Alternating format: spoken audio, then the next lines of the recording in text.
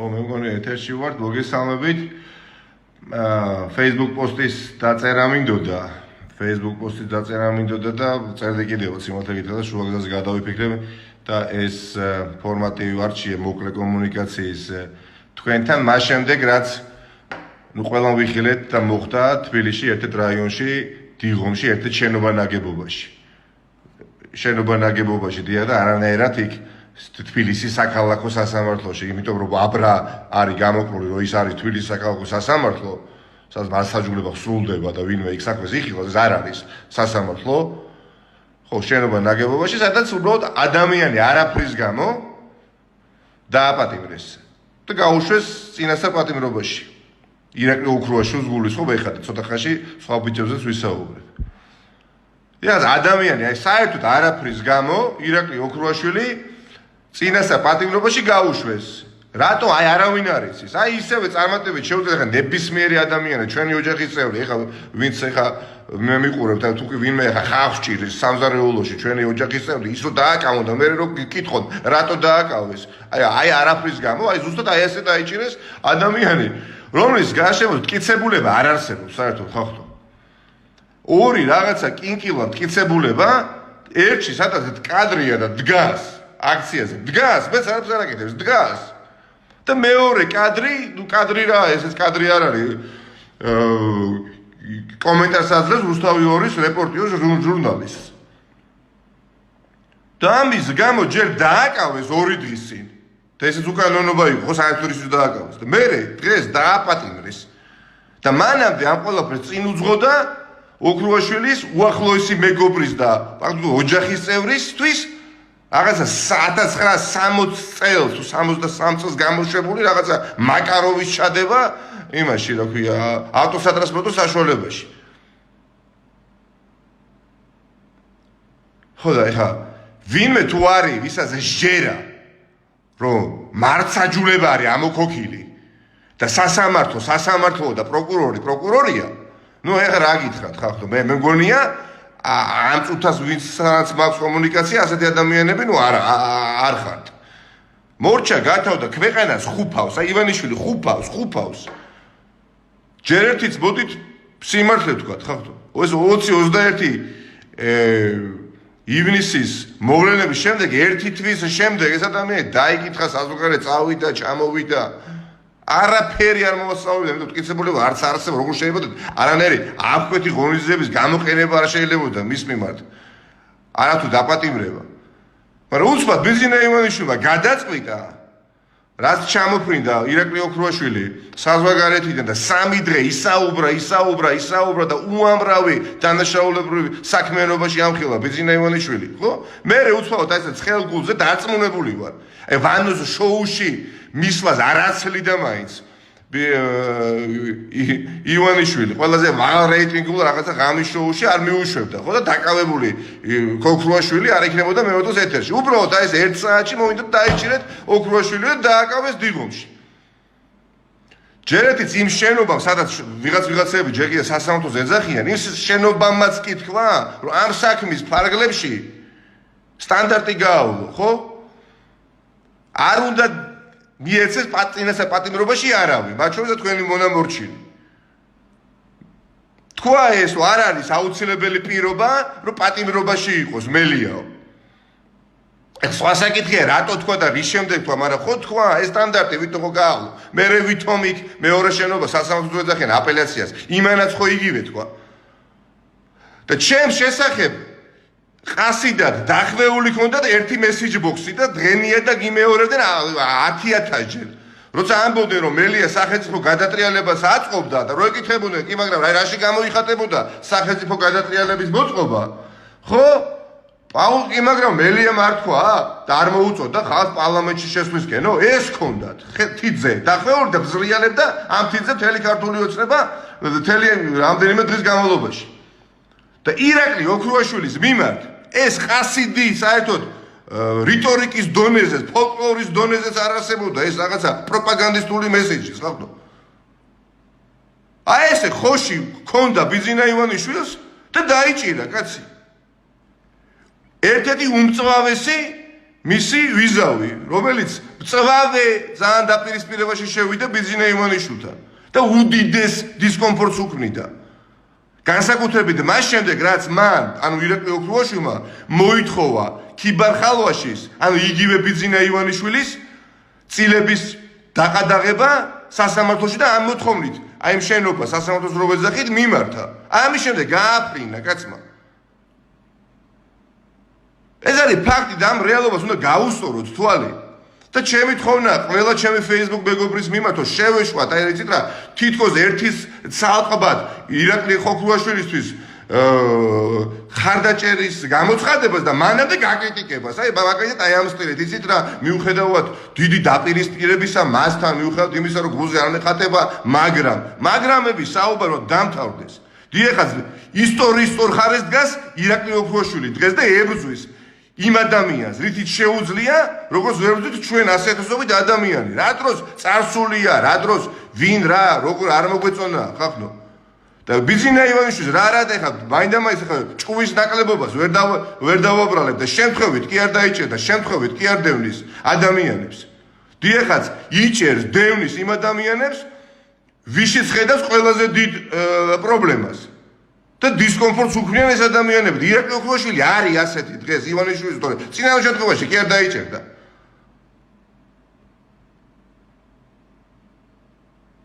ამიტომ სრული სოლიდარობა ირაკლი ოქრუაშვილს და ყველა იმ ბიჭს და ყველა იმ ახალგაზრდას 20-მდე ადამიანს, ვინც შეყარა ივანიშვილმა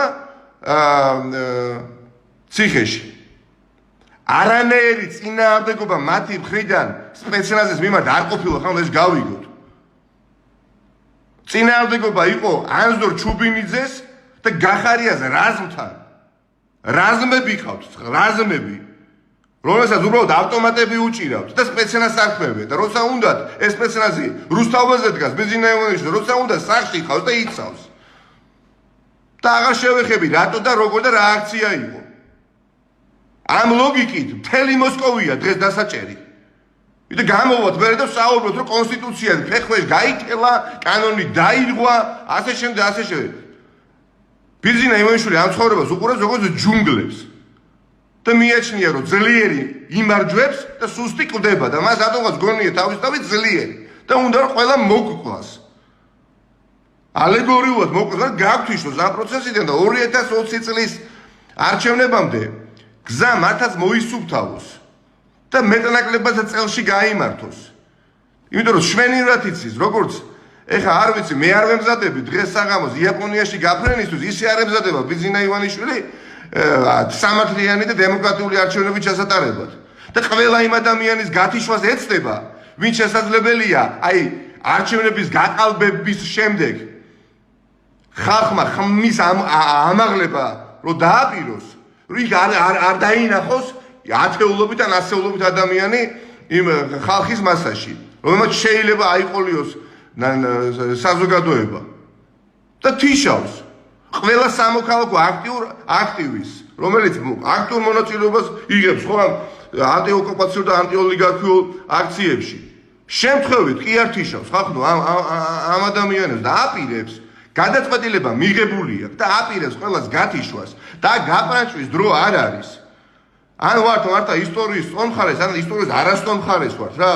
და სამწუხაროდ რჩება ზოგჯერ შთაბეჭდილება, რომ იცით რა, აი რა თქმა უნდა არ დავასახელებ ეხლა სახელდაგვარებს ოპოზიციურ სპექტრში, ვინც უკვე საარჩევნო კამპანიაში გონიათ თავი და ერთის მხრივ ბიძინა ივანიშვილს ებრძვიან და შანსს არ უშვებენ ოპონენტს, კონკურენტს პანჩული უკნიდან არ ამოარტყან. რა საარჩევნო კამპანია ხახო მართა გონიათ თუ ასე გაგრძელდა პროცესები, არჩევნებს ჩაატარებს ეს ადამიანი? რა მოსკოვში თუ გააკეთა იმ ვოვამ ვერ გააკეთეს ბიძინა თუ მიეცა ამის შესაძლებლობა? რატო გონიათ რომ ვერ გააკეთებს? ერთადერთი გამოსავალია ხახო მაგალითად ერთობის დრო ეხა და ურთიერთ პაექრობას, ჯანსაღ პაექრობას ყოველთვის მოვასწრებთ. ხელი აქვს აღებული ხახო დასავლური კურსზე ბიძინა ივანიშვილს და ქვეყნის დამოუკიდებლობა არის რეალური საფრთხის ქვეშ. და ის რაც დემოკრატიული ინსტიტუტებიდან ინსტიტუციონალურ რა თუ შერჩა საერთოდ ხო? ის არათუ საფრთხის ქვეშ არის ქვეყანაში ინერციით რაც მოდი წინა ხელისუფლებიდან, ხო? აი, განადგურების პირას არის. ეს არის ფაქტი. ერთი წამით დაფიქრდი და გავიხსენოთ.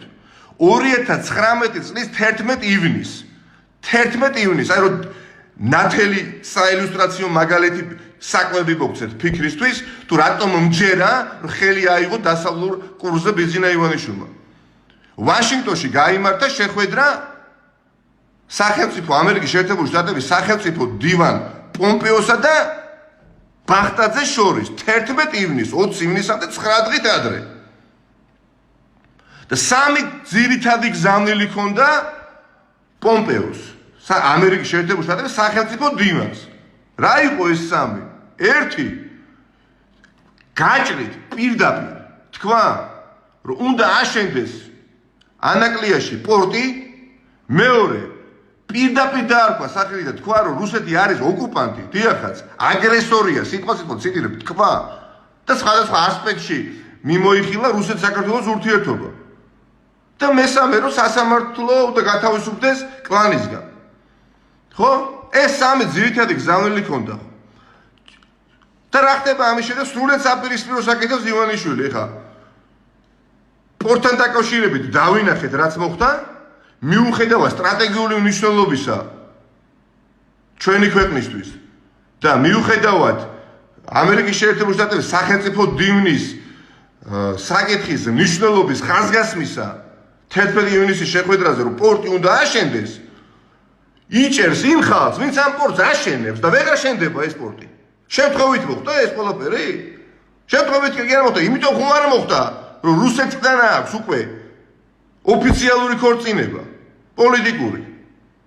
რომ გადარჩეს და აქ რაიმე სახით შეინარჩუნოს ძალაუფლება. და ნუ ეხა მესამე თავარ გზავნეს, რომ სასამართლო უნდა განიწმინდოს კლანისგან, იმაზე აღარ ვსაუბრობ, გრძელდება წარმატებით ეს რაღაცა მოსამართლეების ვითომ შერჩევის პროცესი, რომელსაც ცირკი ქვია და არანაირად მოსამართლეების შერჩევის პროცესი.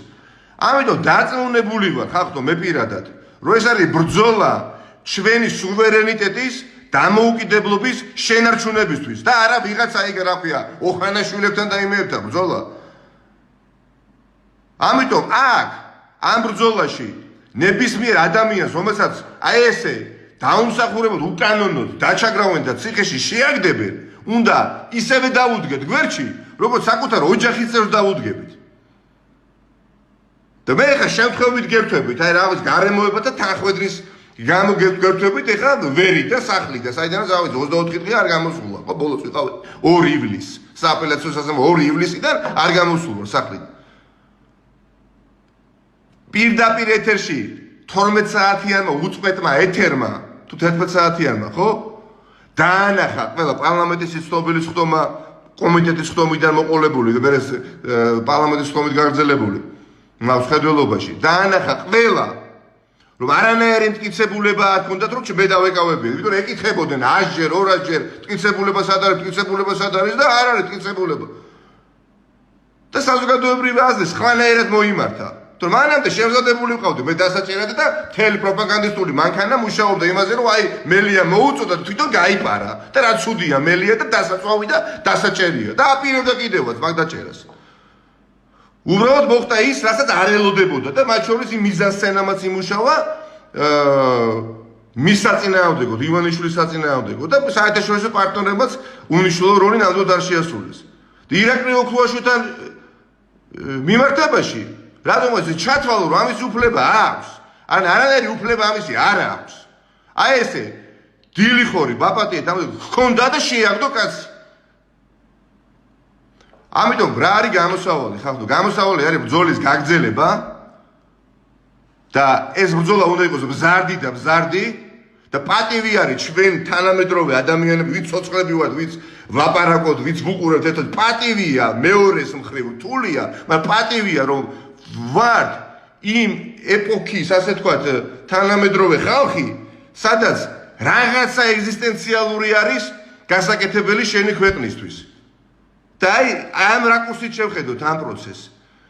უნდა მზარდი გახდეს პროტესტი, გახარიას გადაყენებას არ აპირებს, არც გადააყენებს და ეს ღიად თქვა რომ გახარია რომ გადავაყენო მე ჩამომეგრევა შინაგან საქმეთა სამინისტროს გეგონება არ ქონდეს ჩამოგრეული მაგრამ არ გადააყენებს ამიტომ არც ერთი დღე არ თუ არ გავანეროთ ზარდი გავხადოთ და შემოდგომაზე ალბათ დავსხდებით მთელი ოპოზიციური სპექტრი ყველა სამოქალაქო აქტივისტი აქციის ორგანიზატორები და ერთ კონკრეტულ დღეს შევარჩევთ და ძალიან ბევრი შევიკრიბებით რუსთაველის გამზირზე წელსვე იმიტომ რომ ილუზია, აი ეფემერული რაღაცა ფიქრებს თავი დავანებოთ, რომ არჩევნები ჩატარდება და ბიზინა ივანიშვილმა თუ ასეთი ქმედებები გააგრძელა, საერთოდ აზრი ექნება არჩევნებს.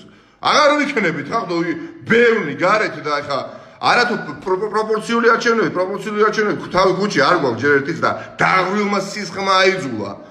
რომ პროპორციული არჩევნები შემოეგდო და ახლა ხორცს შეისხავს და შეისხავს ეს ჯერ საკითხავია მაგრამ ახლა ველი თუ მოვასუფთავა გე პროპორციული და არ გინდა ორანჟე პროპორციული რა მნიშვნელობა თუ არავინ გარეთ არ ვიქნებით და ყველანი ციხეში ვიქნებით ამიტომ ბრძოლა ბოლომდე და ბრძოლა გამარჯვებამდე განწირული არის ბიძინა ივანიშვილი მესმის რომ დამღლელია ეს ბრძოლა მესმის რომ ხშირად არ ვართ ბრძოლის იშტაზე, მაგრამ რაც გვეზარება, ხშირად ის გვეძალება და გვეძალება დიახაც ამ ქვეყნის სიყვარული ჩვენი შვილები და შვილიშვილების საკითხი დღეო და უკან დახევა არ იქნება. და კიდევ ერთხელ ითის დავიწყო დავასრულებ სოლიდარობა ყველა უკანონო დაპატიმრებულ დიახაც ვაჟკაც და პატრიოტ ადამიანს რომელმაც ცადა ამ ქვეყნის თავისუფლების დაცვა და დაიცვა და სახელმწიფო გადატრიალებისგან მათ გადაარჩინეს და არაინ გახარია მახკვეთა ვიღაცისგან სახელმწიფო გადატრიალება. დიდი მადლობა და როგორც ჩანს მე პერიოდულობით აუცილებლად მექნება თქვენთან აი ამ სახის კომუნიკაცია ეხა სხვაგვარად ეხა მე თვითონ ამჯერად ჩემი თავი ეხა დიდხანს აქ სახში გამჩერებელი ნამდვილად არა ვარ შეუძლებელია უბრალოდ ამ ყველაფერს უყურებდე და იყო გამოკეტილი სახში. გამორიცხული არის ვიქნები იქ სადაც გადაწყდება ამ ქვეყნის ბედი და მე ვიცი სადაც გადაწყდება ამ ქვეყნის ბედი. დიდი მადლობა.